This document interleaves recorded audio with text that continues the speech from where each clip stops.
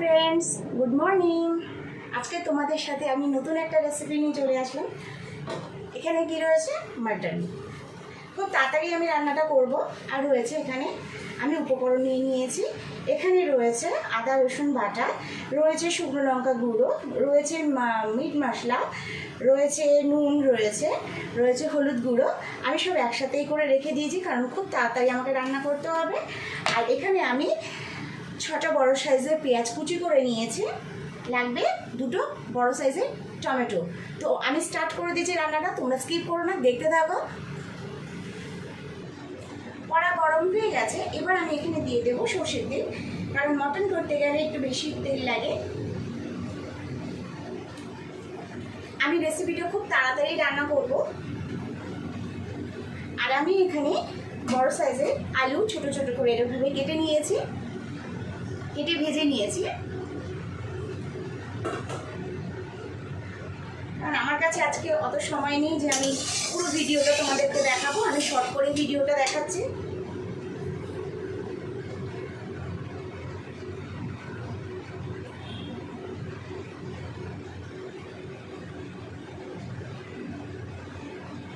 তেল গরম হয়ে গেছে, এবার এখানে আমি দিয়ে দেব এলাচ, লবঙ্গ আর দারচিনি। ভালো করে একটু তেলের সাথে নাড়াচাড়া করে নেব।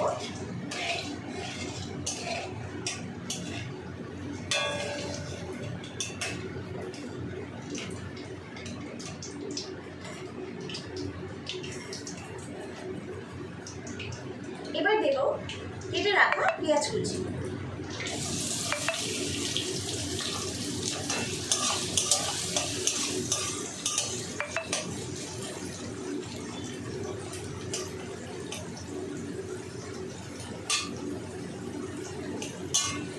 পেঁয়াজগুলো ভালো করে লাল লাল করে ভেজে নেব। তো দেখতেই পাচ্ছ বন্ধুরা, আমার পেঁয়াজ ভাজা হয়ে গেছে।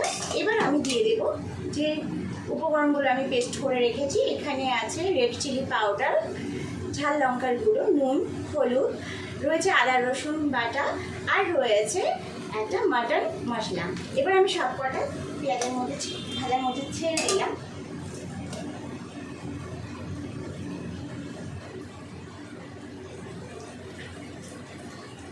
এবার আমি ভালো করে মশলাগুলো কষিয়ে নেব।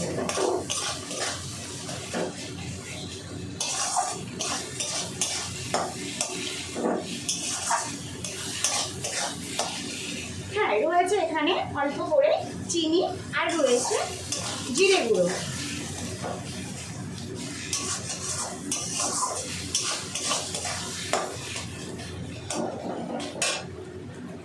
এখানে কেটে রাখা টমেটো দিয়ে দেব। সব উপকরণ একসাথে ভালো করে কষিয়ে নিতে হবে। তোমরা অনেকেই মটন রান্না করার সময় জিরে গুঁড়ো দাও না, তো একবার জিরে গুঁড়ো দিয়ে রান্না করে দেখবে, অসাধারণ টেস্টি হয়।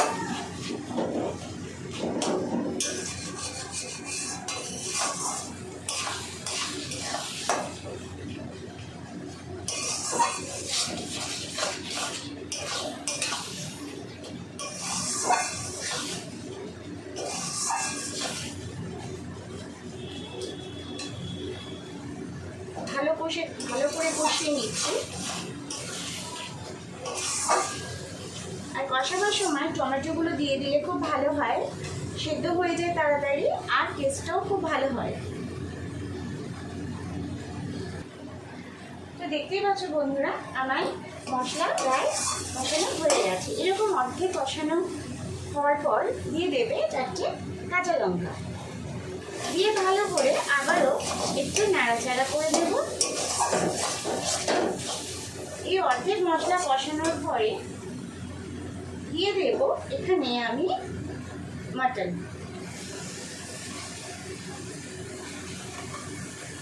এখানে আমি 2 কিলো 400 মটন নিয়েছি।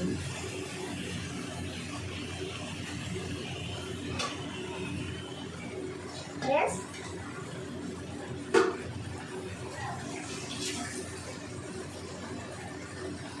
এবার ভালো করে মশলার সাথে মটনগুলো মিশিয়ে নিয়ে ভালো করে কষিয়ে নেব।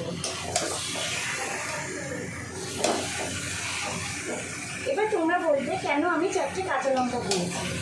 হ্যাঁ বন্ধুরা, তোমরা যদি মশলা কষানোর পরে যদি 4টে কাঁচা লঙ্কা তুমি যে যেরকম ঝাল খাবে দিয়ে নিতে পারো, তাহলে একটা গন্ধ খুব ভালো লাগে, কাঁচা লঙ্কার একটা গন্ধ লাগে, খুব সুন্দর লাগে সেই গন্ধটা।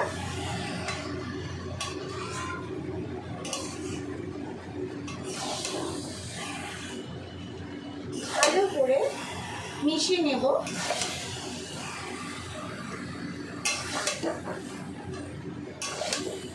তো দেখতেই পাচ্ছ বন্ধুরা, ভালো করে আমার মাটনের সাথে কষিয়ে রাখা মশলাগুলো মিশিয়ে নিয়েছি।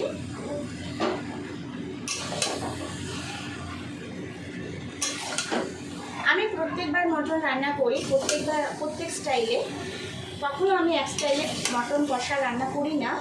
আমার যখন মনে হয়, যেইভাবে মনে হয়, আমি একটু আলাদাভাবে রান্না করতে ভালোবাসি। একভাবে আমি কখনোই মটন রান্না করি না।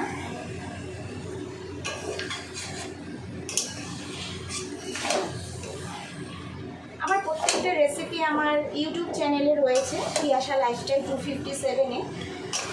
তো ওখানে আমার প্রত্যেকটা মটন কষা রেসিপি আছে, দেখবে প্রত্যেকটাই আলাদা ধরনের।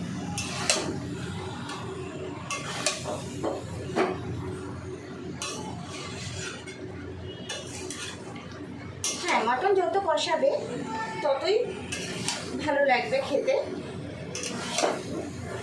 কষানোর ওপরেই টেস্টটা ভালো আসে।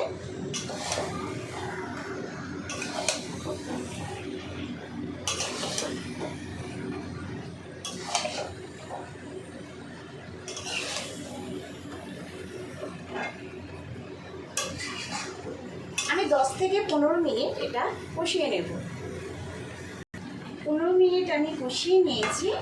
এবার আমি এখানে দিয়ে দেব একটা গোটা রসুন। রসুনের মাথার মধ্যে দেখবে সরু সরু কত পালকের মতন থাকে, এগুলো একটু পরিষ্কার করে নিয়ে ভালো করে ধুয়ে নিয়ে একটা গোটা রসুন এখানে দিয়ে দেবো। এবার ভালো করে একটু নাড়াচাড়া করে নেব। রসুনটা গোটাই থাকবে, যাতে ভেঙে না যায়, কোয়াগুলো যাতে ছিঁড়ে না যায়, একটু খেয়াল করেই হালকা করে নাড়াচাড়া করে নিতে হবে।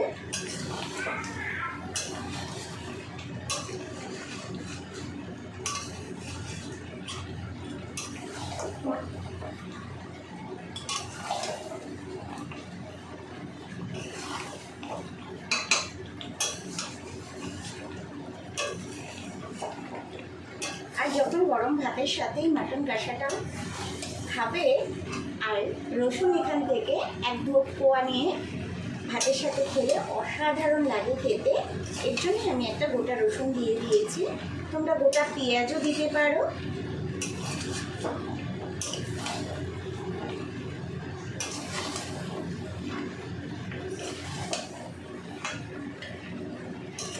যাদের একটু ঠান্ডার ধাত আছে, অল্পতেই ঠান্ডা লেগে যায়, তো তাদের জন্য এটা খুব উপকারী একটা রেসিপি, যে রসুন গরম ভাতের সাথে খাওয়া খুব ভালো।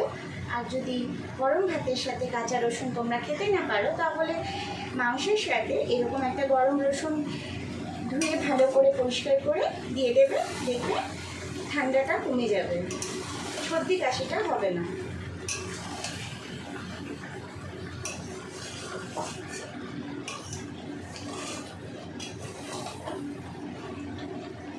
আর খেতেও ভালো লাগবে।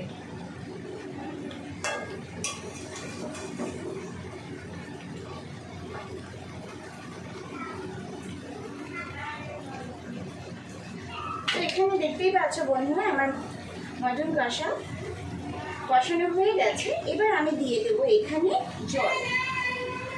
আমি এখানে নর্মাল জলই ব্যবহার করলাম, তোমরা চাইলে গরম জলই দিতে পারো। একটু উষ্ণ গরম জল দিলে খুব ভালো হয়, কারণ আমার এত সময় কম, তার জন্যই আমি নর্মাল জলই অ্যাড করলাম।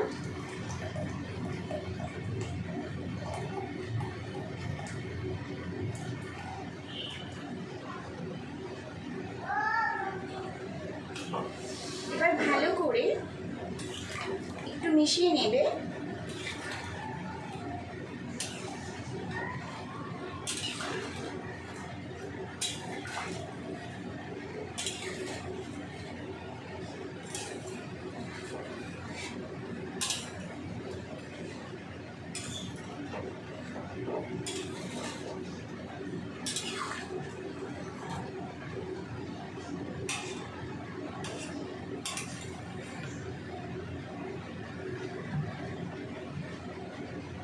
মটন সেদ্ধ হতে একটু সময় লাগে, তার জন্য আমি একটু জল বেশি পরিমাণেই দিয়ে দেব।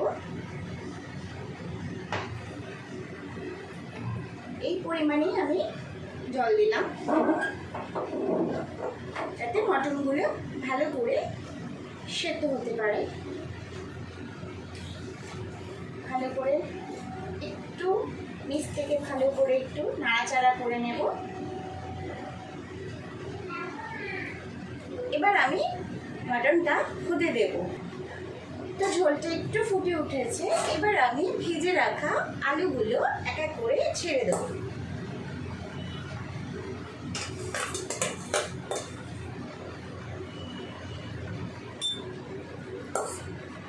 তোমরা মাংসের আলু কে কে ভেজে নাও, আমাকে একটু কমেন্ট করে জানিও। আর আমি কেন ভেজে নিলাম, কারণ যে কোনো মাটন হোক চিকেন হোক, আলু ভেজে নিয়ে রান্না করলে তার একটা আলাদাই ফ্লেভার আসে, ভালোও লাগে। আলুগুলো একটু মিষ্টি মিষ্টি মিষ্টি মিষ্টি লাগে খেতে। অনেকেই কাঁচা আলু ছেড়ে দেয়, খেতে অতটা ভালো লাগে না।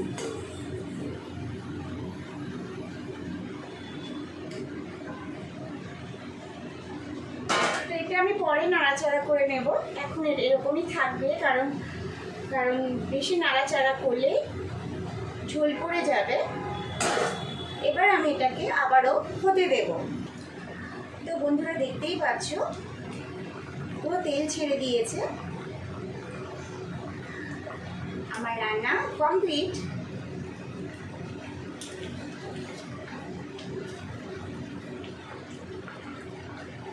এবার দিয়ে দেব গরম মশলা।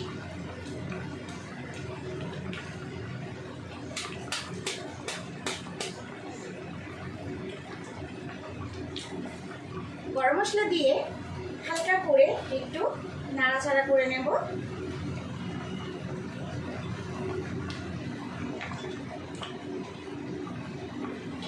গ্যাসের ফ্লেমটা একটু কমিয়ে দিয়ে ভালো করে নাড়াচাড়া করে নেব,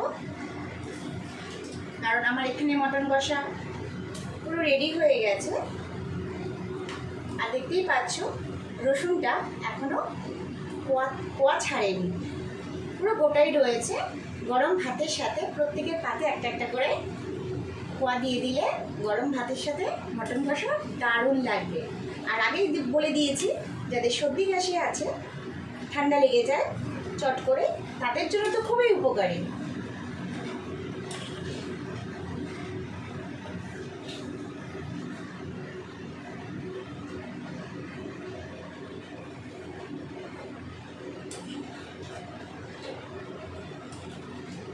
ভালো করে নাড়াচাড়া করে দিয়েছি।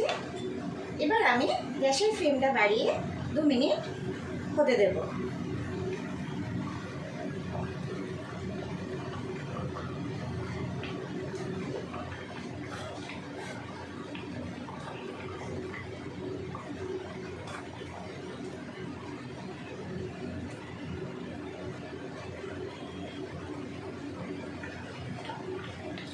দু মিনিট হয়ে গেছে, এবার আমি গ্যাসটাকে বন্ধ করে দেবো। তো আমার এখানে মটন কষা রেডি। তো বন্ধুরা, কেমন লাগলো মটন কষা রেসিপিটি তোমরা আমাকে কমেন্ট করে জানিও প্লিজ। আর এরকম আরও ভালো ভালো রেসিপি নিয়ে তোমাদেরকে আমি শেয়ার করব। তো আমাকে কমেন্ট করতে ভুলো না, পারলে একটা সাবস্ক্রাইব করো, লাইক করো। Ta ta, by.